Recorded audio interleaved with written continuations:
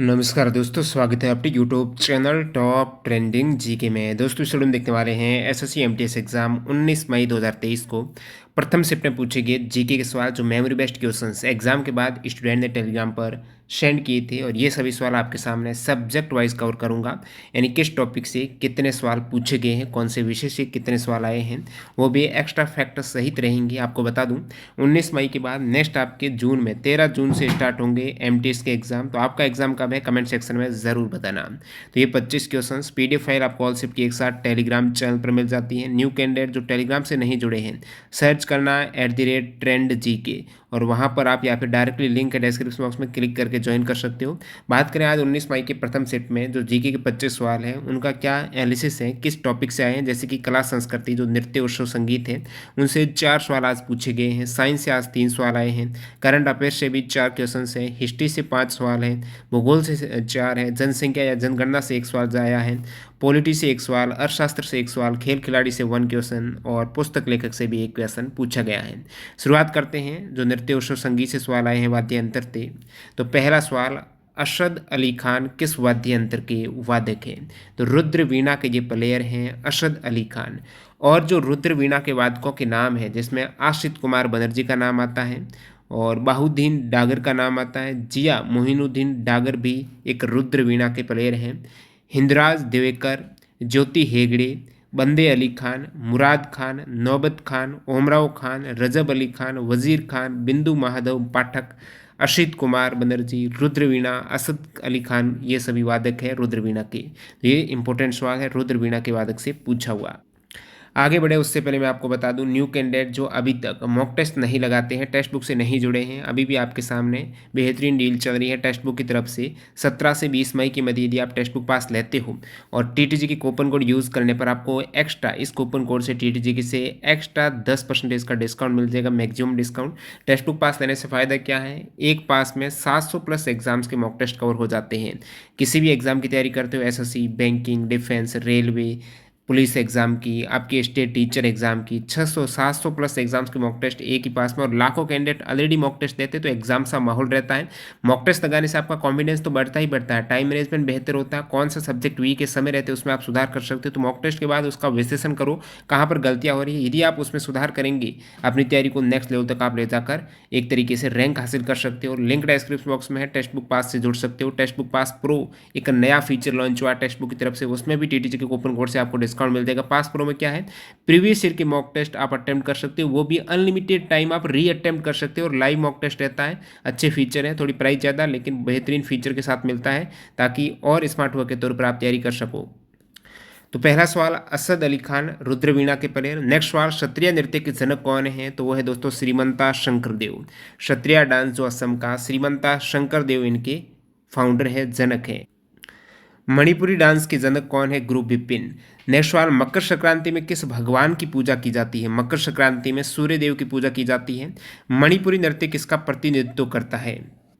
क्षत्रिय का जनक पूछा है। मणिपुरी डांस किसका प्रतीक है। तो ये प्रेम प्रसंग का प्रतिनिधित्व करता है, जो विशेषकर राधा और कृष्ण के प्रेम प्रसंग का उल्लेख मिलता है मणिपुरी नृत्य में। जो आपको विषय रहता है मणिपुरी नृत्य का, वो ज़्यादातर हिंदू धर्म के वैष्णव संप्रदाय, उसमें भी राधा और कृष्ण का प्रेम प्रसंग मिलेगा। अगले सवाल, जो साइंस से 3 सवाल पूछे गए वो कौन से हैं। एक पूछा गया है, पॉजिटिव चार्ज का क्या मतलब है। प्लस वी चार्ज का मतलब है कि यहाँ पर प्रोटॉन की संख्या ज़्यादा है, क्योंकि इलेक्ट्रॉन पर आवेश और प्रोटॉन पर आवेश है वो समान होता है, दोनों मिलने पर ये नेग्लेक्ट हो जाता है, उदासीन हो जाता है।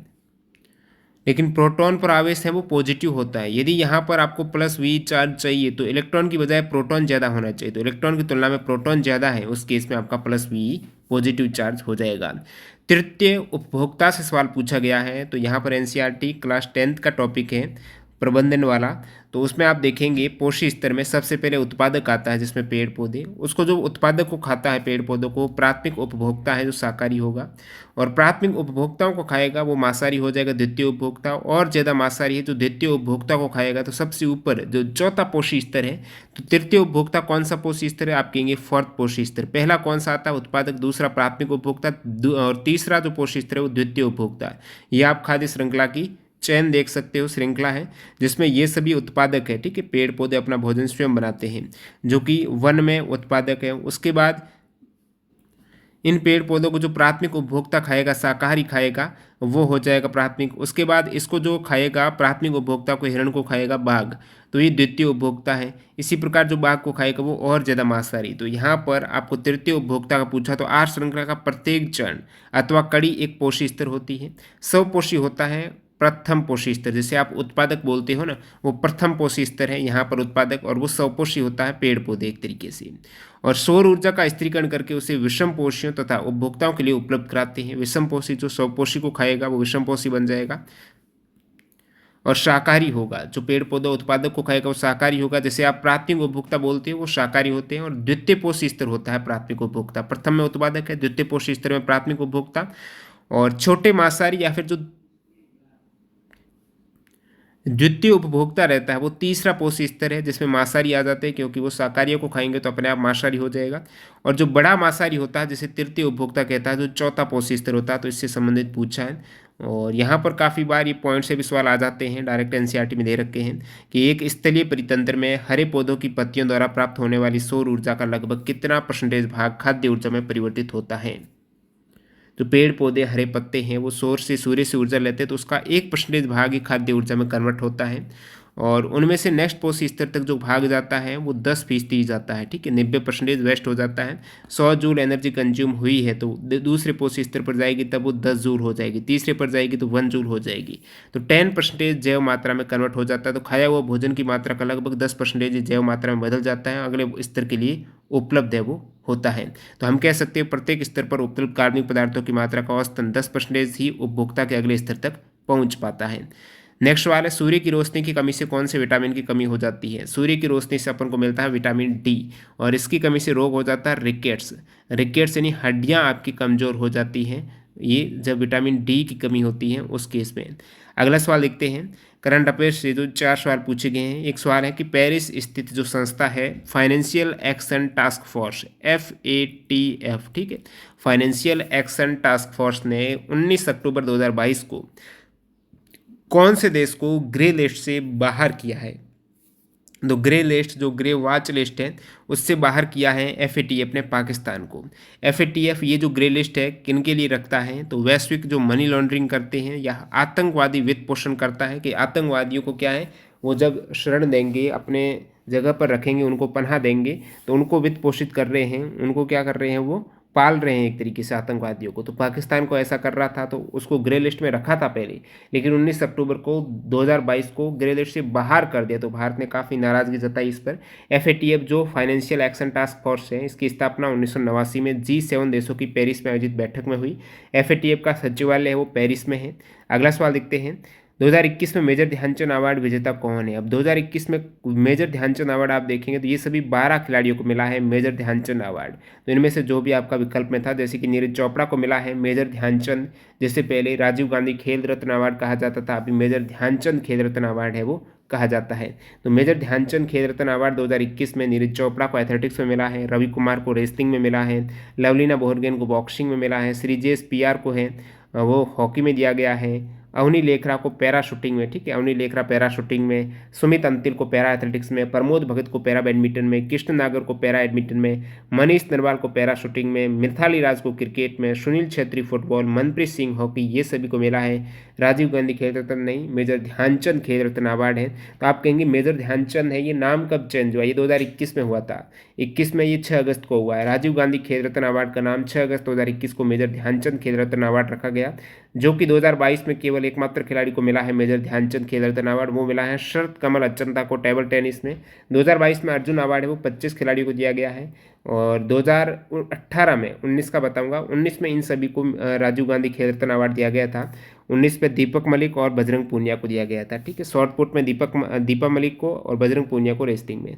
20 में रोहित शर्मा को, मरेपन थंगावेलु, मनिका बत्रा, विनेश फोगाट, रानी रामपाल, इन 5 खिलाड़ियों को दिया गया था 20 में। और 21 में यहाँ पर 12 खिलाड़ी बता दिए हैं, 22 में 1 खिलाड़ी को दिया गया है। मैरी कॉम को कब दिया गया है खेल रत्न, तो 2009 में दिया है बॉक्सिंग में। सबसे पहले राजीव गांधी खेल रत्न की शुरुआत है वो 1991-92 में की गई, विश्वनाथन आनंद को दिया गया था शतरंज में। अगला सवाल है 50वें चीफ जस्टिस ऑफ इंडिया कौन है। वर्तमान में जो मुख्य न्यायाधीश है भारत के सुप्रीम कोर्ट की, वो है दोस्तों DY चंद्रचूड़, धनंजय वाई चंद्रचूड़, जो कि 9 नवंबर 2022 से, ठीक है, नवंबर 2022 से चीफ जस्टिस है भारत के, जो 50वें। इनसे पहले 49वें थे उदय उमेश दलित, और प्रथम चीफ जस्टिस ऑफ इंडिया वो थे दोस्तों हरीलाल जैकिसुनदास कानिया, ठीक है, HJ कानिया। और सर्वोच्च न्यायालय की पहली महिला न्यायाधीश, मुख्य न्यायाधीश की बात नहीं कर रहा हूँ क्योंकि नहीं बनी है, तो सर्वोच्च न्यायालय की प्रथम महिला यदि न्यायाधीश पूछे तो वो फातिमा एम बीवी हो जाएगा। अगला सवाल, किस राज्य या केंद्र शासित प्रदेश में नगर निगम संशोधन अधिनियम 2022 के द्वारा 3 नगर निगमों का विलय किया गया? तो ये पहले भी आ चुका है, जिसमें सवाल थोड़ा अलग लैंग्वेज में था। तो राज्य है या फिर यूटी है, वो केंद्र शासित प्रदेश दिल्ली है, जहां पर 22 मई 2022 को नगर निगम अधिनियम 2022 पारित हुआ। इसके तहत 3 नगर निगम थे पहले दिल्ली के। एक था आपके SDMC, जो कि दक्षिण दिल्ली नगर निगम था, साउथ वाला। उसके बाद नॉर्थ दिल्ली म्यूनसिपल कॉरपोरेशन है, फिर ईस्ट दिल्ली म्यूनसिपल कॉरपोरेशन। तो दक्षिण है, उत्तर है, पूर्व है, पश्चिम नहीं है, ध्यान रखना। तो ये सभी 3 नगर निगम जो दिल्ली के पहले थे उनको एक कर दिया गया है, जिसका नाम दिल्ली नगर निगम हो गया। नेक्स्ट सवाल, हिस्ट्री से जो 5 सवाल पूछे गए हैं वो कौन से हैं? इतिहास से। साइमन कमीशन का क्या उद्देश्य था? साइमन कमीशन का उद्देश्य था संवैधानिक सुधार करना। तो संवैधानिक सुधारों का एक व्यापक अध्ययन करना, ताकि तत्काल शासन करने वाली सरकार को सिफारिश दी जा सके। तो ये साइमन कमीशन जो 7 ब्रिटिश सांसदों का समूह था, जिसका गठन 8 नवंबर 1927 को भारत में संविधान सुधारों के अध्ययन के लिए किया गया था। तो संवैधानिक सुधार के व्यापक अध्ययन के लिए साइमन कमीशन का गठन 1927 में 7 ब्रिटिश सांसदों के समूह के द्वारा किया गया। और साइमन कमीशन भारत कब पहुंचा? तो साइमन कमीशन बंबई पहुंचा था 3 फरवरी 1928 को। कैबिनेट मिशन भारत कब आया, ये पूछे तो कैबिनेट मिशन आया है 1946 से 24 मार्च को नई दिल्ली में। इस मिशन ने अपनी रिपोर्ट दी थी 1946 में 16 मई को। इस मिशन का लक्ष्य था भारतीय नेतृत्व को सत्ता सौंपने की योजना पर विचार विमर्श करना। कैबिनेट मिशन अलग है, साइमन कमीशन अलग है, क्रिप्स मिशन अलग है।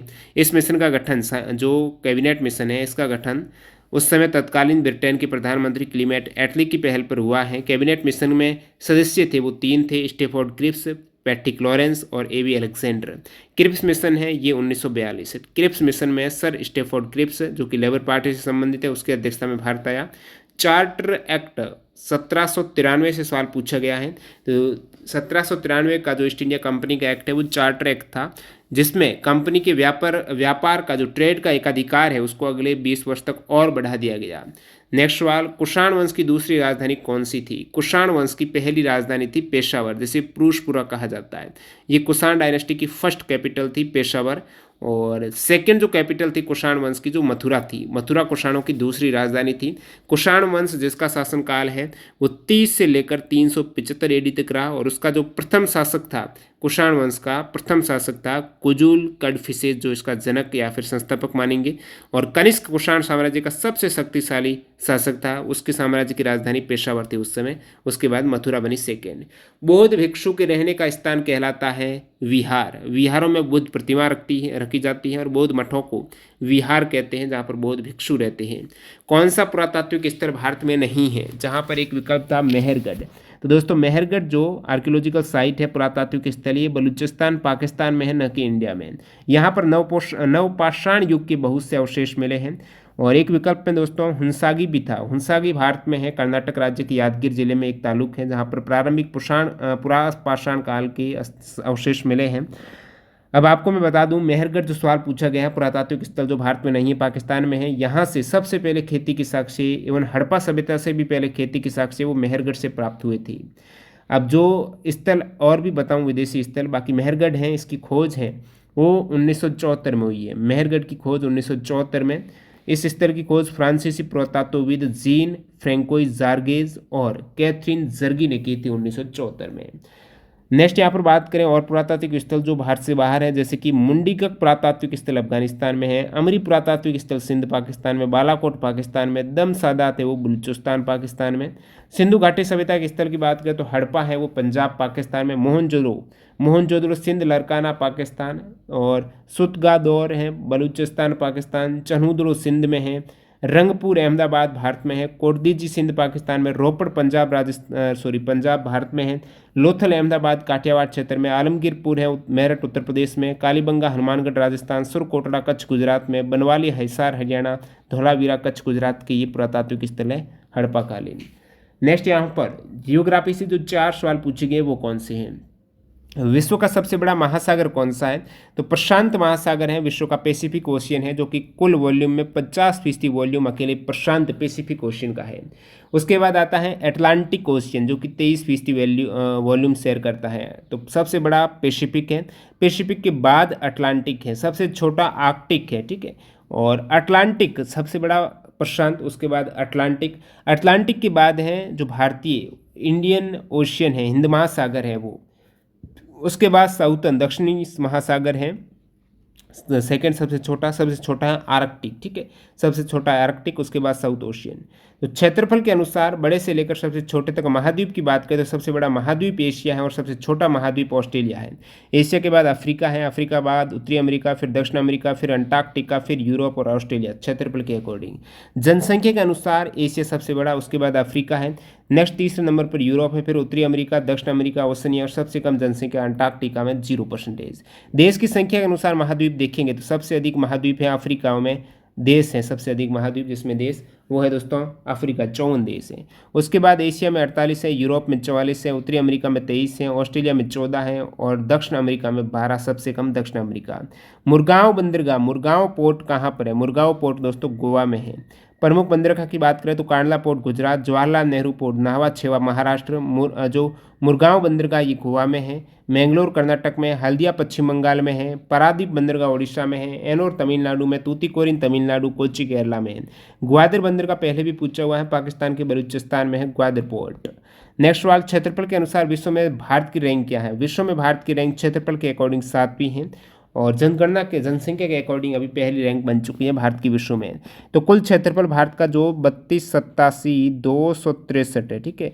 भारत का क्षेत्रफल आपको कभी पूछे तो आप 3287 और 263 किलोमीटर स्क्वायर करेंगे, जो कि कुल भौतिक भू क्षेत्रफल का 2.4% क्षेत्रफल भारत का है, 2.4%। सबसे अधिक क्षेत्रफल रशिया का है, उसके बाद Canada, China, US, Brazil. Next यहाँ पर ब्राज़ील, ऑस्ट्रेलिया, इंडिया, अर्जेंटीना। तो क्षेत्रफल याद रखिएगा सबसे अधिक रशिया का है और उसके बाद कनाडा का है, रशिया के बाद कनाडा, कनाडा के बाद चीन है, उसके बाद यूएस है, फिर ब्राज़ील है। तो इन सभी 7 क्या 8 देशों का आपको क्षेत्रफल पता होना चाहिए। पूछ लेते हैं क्रम वाइज, तो आप कहेंगे रशिया सबसे अधिक है, उसके बाद कनाडा का क्षेत्रफल है, कनाडा के बाद आपको चीन का क्षेत्रफल मिला, चीन के बाद यूएस का, यानी चीन का ज़्यादा है यूएस से, यूएस के बाद है आपका ब्राज़ील का, ब्राज़ील के जस्ट बाद ऑस्ट्रेलिया का, उसके बाद भारत का ऑस्ट्रेलिया के जस्ट बाद, और भारत के बाद है इन अर्जेंटीना का। तो कुल जनसंख्या, यदि विश्व की कुल जनसंख्या है भारत में निवास करती है तो भारत की कुल जनसंख्या विश्व की कुल जनसंख्या की 17.7% है। सर्वाधिक जनसंख्या वाले देश में सबसे अधिक जनसंख्या भारत में हो चुकी है, सेकंड चाइना में, तीसरे स्थान पर यूएस है, फिर इंडोनेशिया और पाकिस्तान है। और यहाँ पर सबसे अधिक भारत की है तो 142.86 करोड़ है, सेकंड हाईएस्ट है तो 142.57 करोड़। भारत किस देश के साथ समुद्र सीमा साझा करता है। भारत है समुद्र सीमा एक तो दक्षिण पूर्व में श्रीलंका से, ठीक है, नीचे आप जाएंगे तो इस साइड दक्षिण पूर्व में श्रीलंका से, और इस साइड करता है मालदीव से, मालदीव से करता है ये डायरेक्शन दक्षिणी और पश्चिम में, दक्षिण पश्चिम में करता है मालदीव से। और भारत टोटल 7 देशों के साथ जो भू बाउंड्री है, जमीन से सीमा अपनी साझा करता है, भूमि से 7 देश हैं, चीन, भूटान, नेपाल, पाकिस्तान, बांग्लादेश, अफगानिस्तान और म्यांमार। और नेक्स्ट सवाल देखते हैं यहाँ पर जनगणना से जो सवाल है कि भारत में जनसंख्या विस्फोट की अवधि किस अवधि को कहा जाता है। तो 3 अवधि में पहले भी बता चुका हूँ, जिसमें जनसंख्या विस्फोट की अवधि 51 से 81 वाली है। शुरुआत में कम बढ़ती थी लेकिन 1951 से 81 के दशक में भारत में जनसंख्या विस्फोट की अवधि कहा जाता है 51-81 जनसंख्या विस्फोट। 1901 से 21 की अवधि को स्थिर चरण की अवधि, 1921 से 51 की अवधि को जनसंख्या वृद्धि की अवधि। जनसंख्या वृद्धि तो 21 से 51 हुई है लेकिन 51 से 81 में विस्फोट हो गया, जनसंख्या बहुत ज़्यादा बड़ी। आपको पूछ रहे हैं जनसंख्या का महाविभाजक वर्ष किसे कहा जाता है जब जनसंख्या में कमी हो गई थी। तो महान विभाजक वर्ष 1921 को कहा जाता है। इससे पहले का जो 1911 में जनगणना हुई तो 11 से 21 में जब वृद्धि देखी गई तो वहाँ पर नेगेटिव में निकल के आया, यानी जनसंख्या कम हो गई। तो वो 11 से 21 वाले दशक में कम हुई है, वो भी 0.31% माइनस में चली गई थी। इसका प्रमुख कारण एक तो प्रथम विश्व युद्ध हो गया था, प्लेग जैसी बीमारी हो गई थी, मलेरिया जैसी महामारी, और 1921 को यहाँ पर पूछ ले, महान विभाजन वर्ष 1921 को कहा जाता है और लघु विभाजन वर्ष कहा जाता है 1951 को, क्योंकि उस समय जनसंख्या वृद्धि 1.33 से घटकर 1.25 हो गई थी, बढ़ी नहीं, नेक्स्ट ईयर से घट गई थी प्रीवियस दशक से। 1951 के ओवरऑल तो बढ़ी है लेकिन प्रीवियस दशक में परसेंटेज के अकॉर्डिंग नहीं बढ़ी, तो ये लघु विभाजन वर्ष 1951। प्रथम जनगणना लॉर्ड मेयो के काल में 1872 और सेकंड रिपन के समय 1881 में। पॉलिटी से आर्टिकल 40 है, ग्राम पंचायतों का संगठन। पॉलिटी से आर्टिकल 40 ग्राम पंचायतों का संगठन। अर्थशास्त्र से यहाँ पर एक सवाल है, कौन सी पब्लिक सेक्टर की बैंक है? तो पब्लिक सेक्टर की टोटल बैंक की बात करें तो 12 बैंक है। कितनी? 12 बैंक है पब्लिक सेक्टर, जैसे आप गवर्नमेंट बैंक बोलते हो। 12 कौन सी? स्टेट बैंक ऑफ इंडिया जिसकी स्थापना 1955 में, पंजाब नेशनल बैंक 1994 में स्थापना, उसके बाद bank of Baroda, bank of India, bank of Maharashtra, union bank of India, Canara bank, central bank of India, ये 12 बैंक है। Indian bank, Indian overseas bank, Punjab and Sindh bank, UCO bank, ये 12 बैंक है जो कि पब्लिक सेक्टर की है। खेल खिलाड़ी से एक सवाल है कि भारतीय धावक मिल्खा सिंह था, भारतीय एथलीट था, भारतीय धावक था। The race of my life पुस्तक है मिल्खा सिंह की है, the race of my life Milkha Singh, जिनका निधन 18 जून 2021 को हुआ। ओलंपिक एथलेटिक्स भारतीयों के फाइनल में पहुंचने वाले पहले भारतीय पुरुष थे, जो कि रोम के 1960 के ओलंपिक खेलों में 400 मीटर दौड़ में चौथे स्थान पर रहे। इसके बाद भी इन्होंने भाग लिया एशियाई खेलों में, 400 मीटर रेस में गोल्ड जीता। 1958 टोक्यो, 62 जकार्ता, इस खेलों में भाग लिया। अंतिम सवाल जो आपको पुस्तक लेखक से पूछा गया है वो देख लेते हैं। फ्लड ऑफ फायर पुस्तक के लेखक कौन है? फ्लड ऑफ फायर है अमिताभ घोष की रचना। इसके अलावा अमिताभ घोष की रचनाओं में the shadow line Amitabh Ghosh की है, the glass palace Amitabh Ghosh की है, आइबिस ट्रियोलॉजी, द ग्रेट डिपार्टमेंट, ये सभी अमिताभ घोष की योजना है। तो इस प्रकार आपने देखिए फर्स्ट शिफ्ट में आज में पूछे गए 25 सवाल। जो कैंडिडेट मॉक टेस्ट से जुड़ना चाहता है तो टेक्स्ट बुक पर लिमिटेड टाइम के लिए डील है, टीटीजी के कूपन कोड यूज़ करके सारे एग्जाम्स के मॉक टेस्ट आपको एक ही पास में मिल जाते हैं। लिंक डिस्क्रिप्शन बॉक्स में जरूर चेकआउट कीजिएगा। Bye bye.